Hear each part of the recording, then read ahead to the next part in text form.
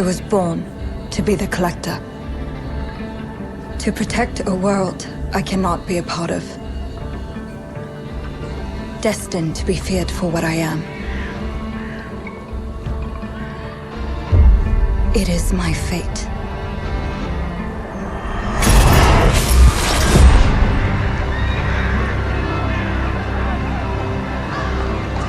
I have devoted my life to facing them. Those granted the power to raise souls. Those corrupted by their gifts. Tilting the ancient balance toward cataclysm. But at last, their debt is due.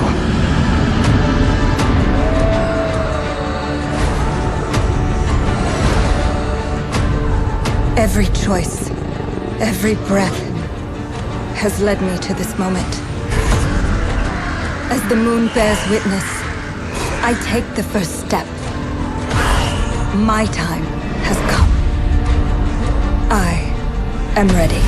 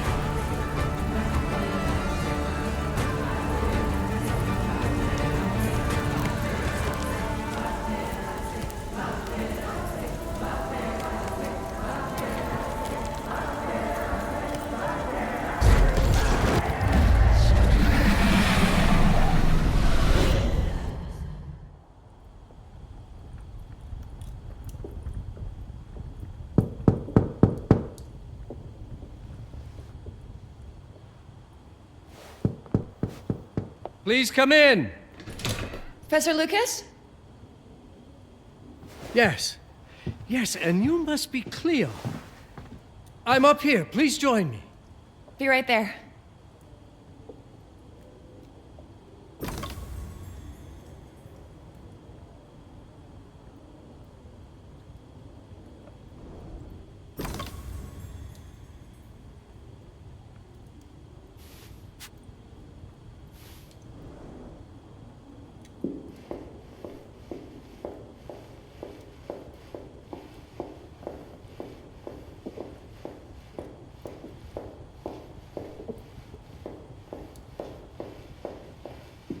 Please join me, Cleo.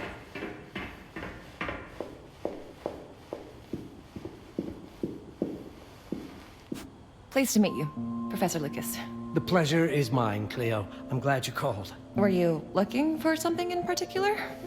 I was, but my intricate classification system failed me once again. You know, this is the exact spot where I met your father for the first time. Really? Yes, he was looking for essays on Rembrandt and other Dutch masters. His arms were brimming with books. He could barely see in front of himself. That sounds like my father. Yes. I recognized myself in his eagerness to learn. The same eagerness that brings you here, I suppose. Oh. Yes. I have the letter he gave me. Could you have a look? Absolutely. Let's go to my desk. So how's my dear friend Aaron? You called my father a friend. Of course. He never talked about you before giving me the letter. I was devastated when he told me about his condition. I'm sorry, Cleo. He told you? When?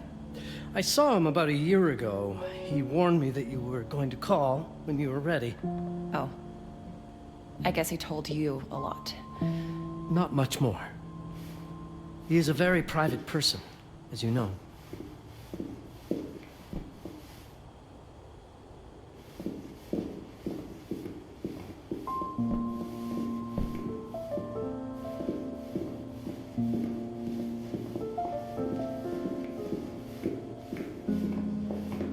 Let's settle at my desk by the fireplace. It's the ideal spot to examine your letter.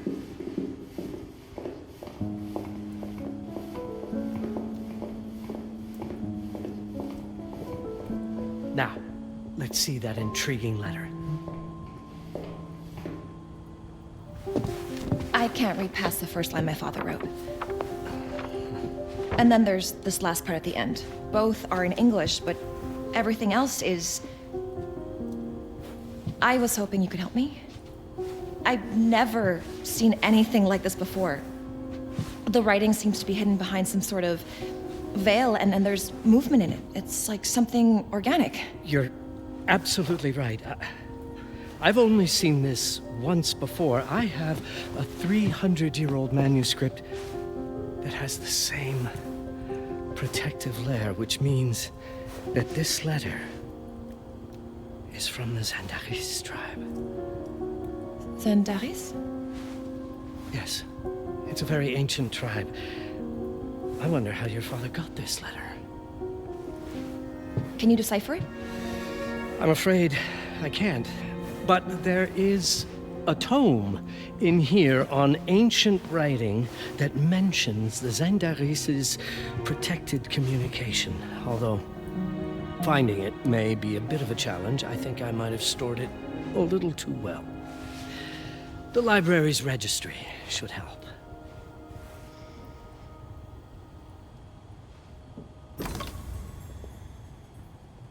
Have you checked the ancient writing systems section? The library's registry might help. It's right there in the center.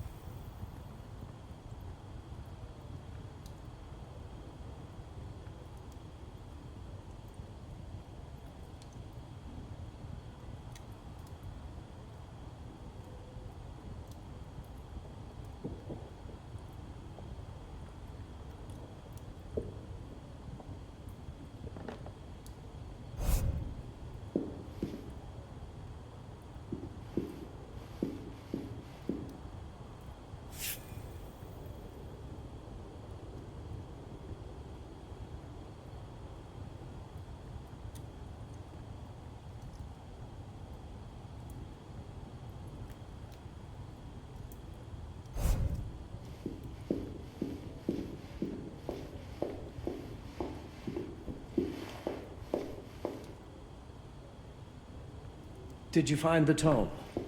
The library's registry might help. It's on the table in the center.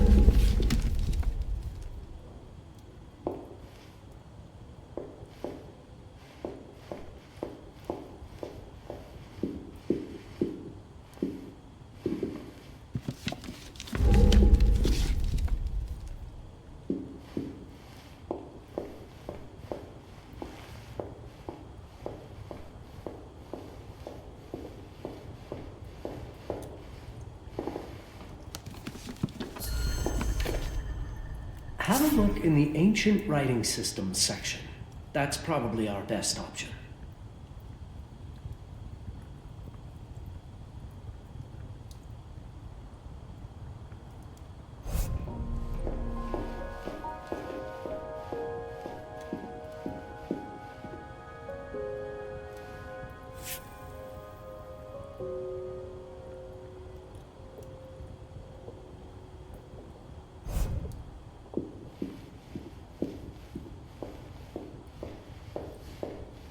What did you find? Protected Zendara's information was only decipherable through an object. Something called a Hipparun? Yes, of course. So you've heard of it before? I thought it was a legend. It varies depending on the source. I've never seen one. They said it appears as something unremarkable. I wonder, has your father ever given you something other than the letter? Something like a key or a pendant? He gave this to me when I was a child. But I don't think it has anything to do with... Fascinating. I don't see how this could help us decipher a language. Doesn't hurt to try.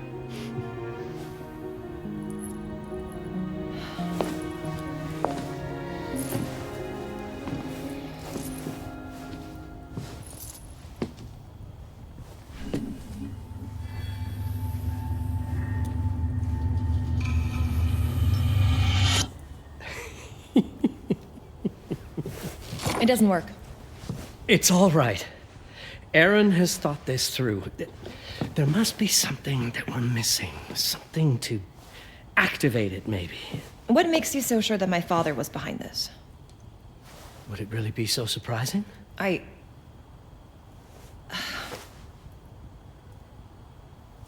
just wish he had told me more before he...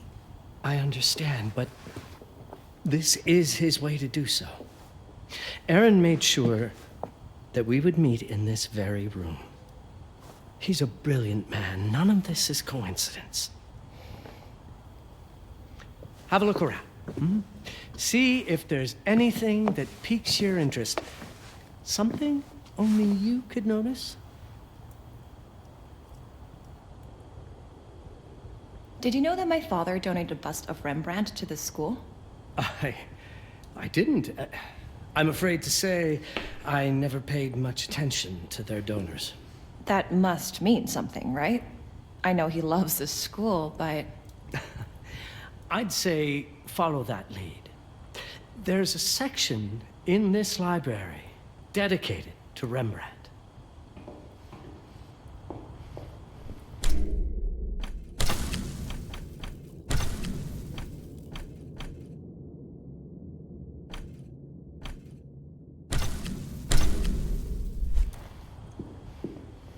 Show me everything your father might have left you, Cleo.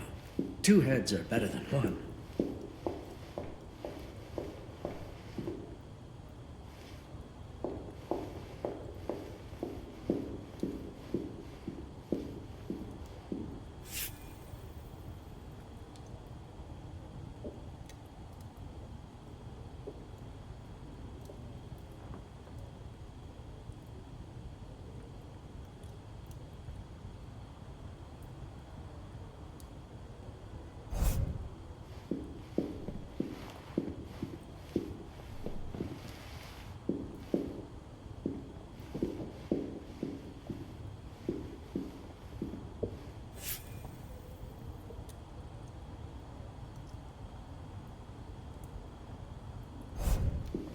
You might want to look into anything related to Rembrandt, Cleo.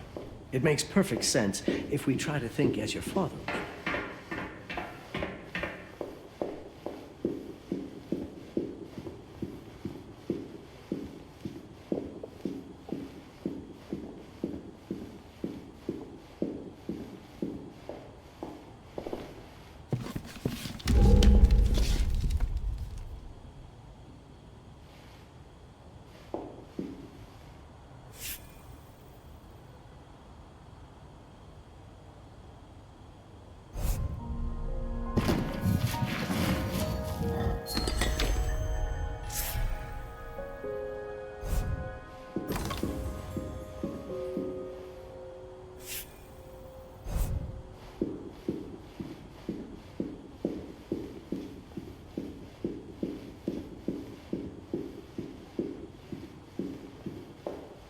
There was something in Rembrandt's bust.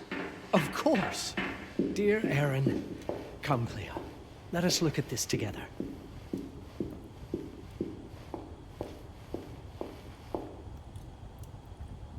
My father left me a note. Wonderful. I don't understand it, but my name's on it. Let's see.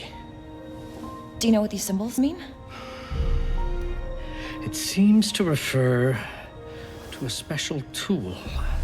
A sacred tool, most probably, and blood from, I think it specifies lifeline. Blood from a lifeline. I remember. From the hand.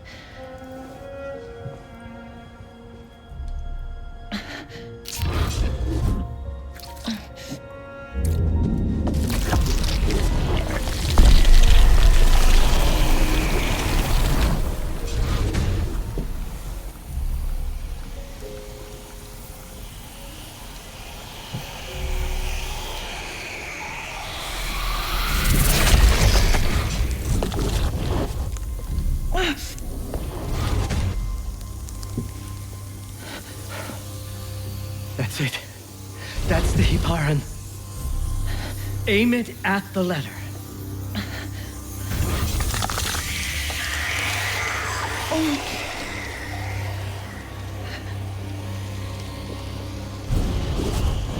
Are you all right? Yes. It's... Cleo, if you're reading this, Papa? it means you're experiencing Nux. It's this dark energy you can feel through your guts. Don't worry. It's yours, Cleo. And you'll become its master. You're my daughter, Mabel, and I love you deeply. I once promised to tell you everything about your mother. This is it, but not the way you were expecting. Take these words as a guide to prepare you for what's coming. It all started on December 30th, 1999. I was with Agnes, my girlfriend at the time. We were in Amsterdam for the year 2000 celebrations, and we had a room in a pretty cool hotel. I thought we were turning the page on a year, a century, a millennium. It was more than that. We were standing at the beginning of a new cycle. And you, Mabel, would be part of it. Everything starts with Agnes, as far as you and I are concerned, Cleo. But in fact, it's hard to grasp how ancient this story is.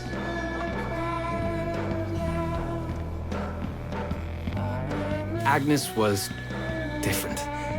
An old soul, yet joyful, always surprised by life. From the very beginning, it felt as though she already knew me. It was awesome. Agnes had planned something for us in our room that night. Some of her belongings had already been delivered. Ancient artifacts. I was fascinated.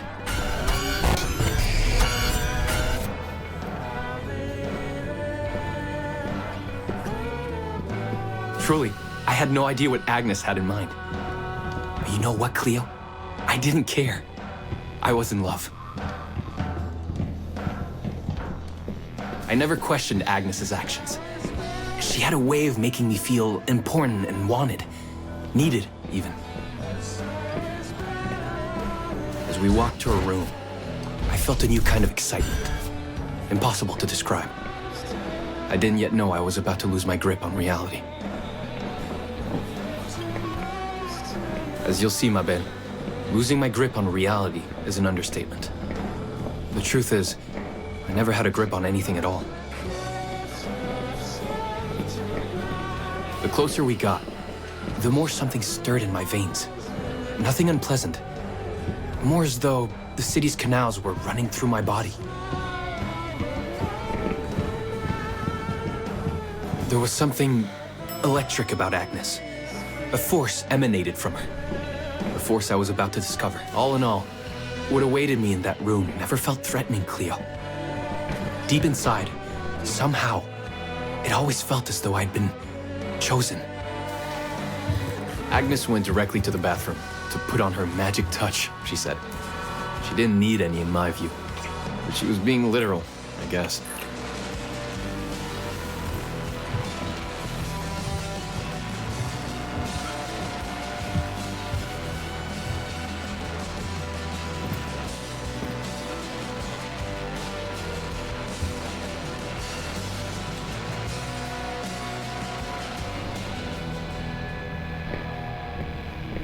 Could you set up my relics the way I told you to? She asked from the bathroom. I had to rummage through a chest, a shelf, even her bag to find those things of hers. So old they were unsettling.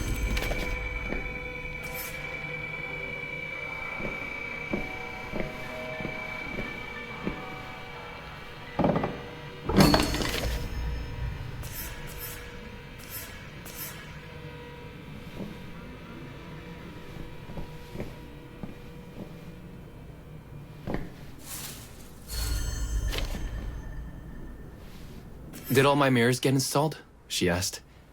Yes. They had been placed around the bed, and the bed had been moved.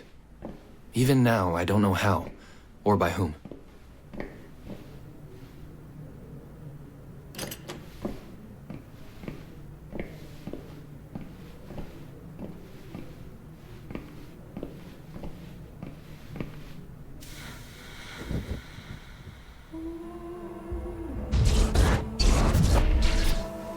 When everything was ready as Agnes requested, she came out of the bathroom.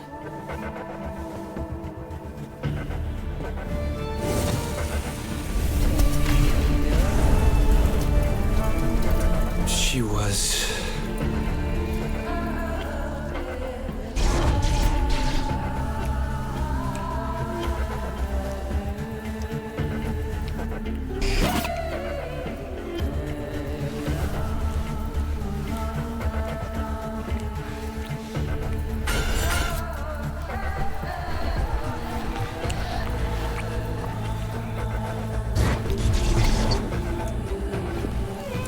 no words to describe what followed, Cleo. It felt ethereal until I lost the thread.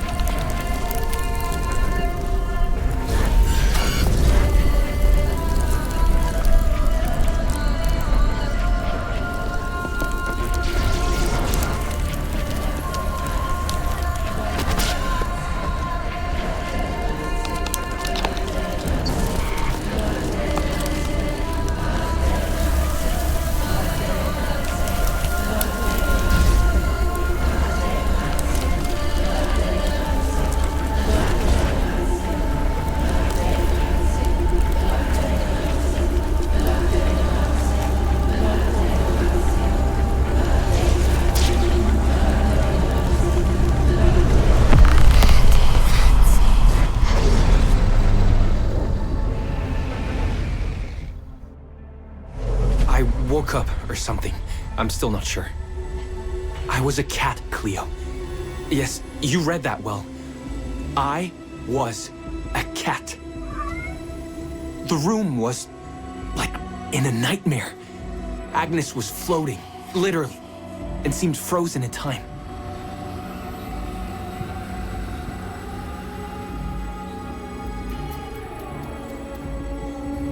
Of course, I thought I was dreaming. But not for long. It was too real, somehow. I could feel the fur on my body.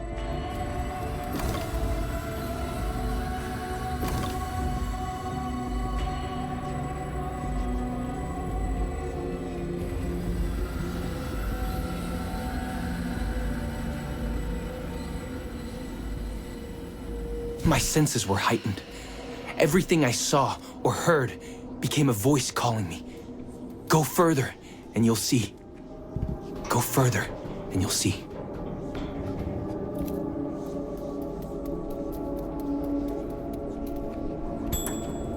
The further I went, the more real my sensations became.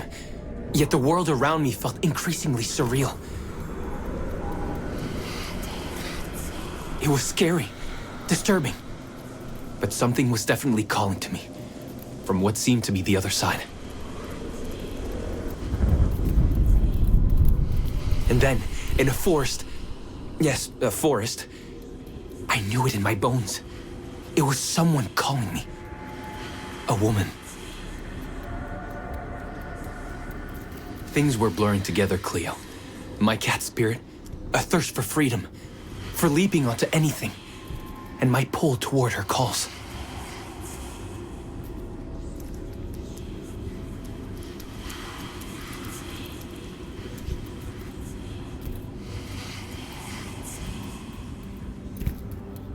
and I saw her. Frozen in time, like Agnes in the room. And my cat's spirit again. A need to size her up.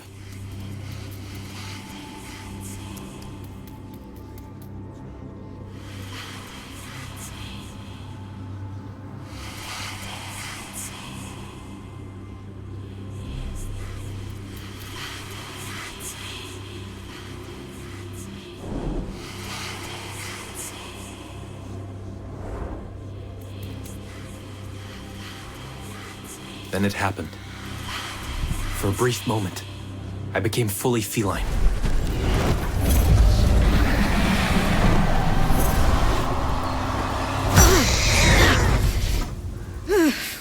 Welcome, Patarazzi.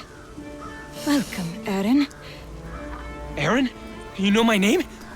We talk? I can talk? I was in shock, Cleo. Nothing made sense. Yes, you are my union. My Patarazzi. My cat. Of course. But what? Did no one tell you about the ceremony? Where you come from? What? No! What do you mean? It matters not for now. I'm Noah, the Collector. Those are the Zendaris. Follow me, and I shall explain anon. We've much to do this night. It was the only thing I could do anyway, Cleo. That woman, Noah, she seemed like the only one who could clarify all this.